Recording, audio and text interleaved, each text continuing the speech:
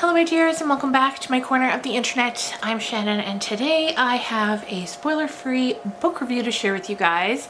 And today we're talking about 19 Claws and a Blackbird by Agustina Bazterrica.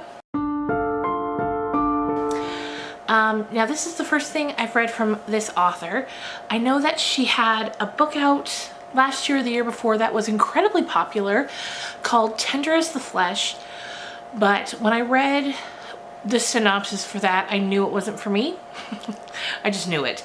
It's about, a time in the future when something has happened to the meat supply, and so animals can no longer be consumed. So they have to pivot and try to find a different way, and they end up eating humans instead. And I was like, I just know that's not for me, so I didn't read it. But when I saw this one come up on NetGalley, I knew it was a collection of short stories, and it is 20 short stories to be exact.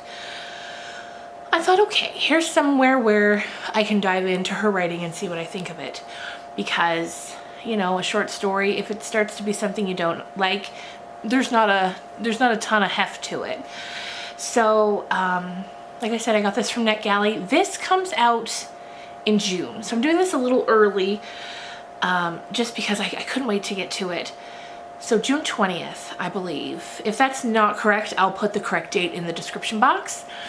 So now also, I should preface this by saying this was published in, I believe, Argentina in 2020, because that's where the author's from. So when I got to the back of the book, I saw that it says previously published in 2020. So I think this is its first publishing maybe in North America. Anyway, I'm not entirely sure what to say about this because of course it's spoiler free, so I'm not going to get into a ton of the details. Plus, they're short stories anyway, so to give you many of the details would be giving away the entire story for like each individual story. So instead, I'm just going to kind of put a blanket review over all of the stories, and then you can take that information and do with it what you want. These stories are incredibly uncomfortable. They're beautifully written. There were some that I liked more than others. Some I found incredibly uncomfortable. And some that I found also incredibly uncomfortable, but the subject matter varies greatly from story to story, of course. So what stories you're gonna like and what stories I'm gonna like aren't necessarily gonna be the same things, because what scares me or makes me uncomfortable might not be what scares you or makes you uncomfortable. A lot of the stories deal with, or a good chunk of the stories deal with body horror, like terrible things happening to people's physical bodies, and I don't like that. That's one of those kinds, that's one of the, like tropes or types of horror that I don't really love. So those didn't really do it for me, but there were some I really enjoyed.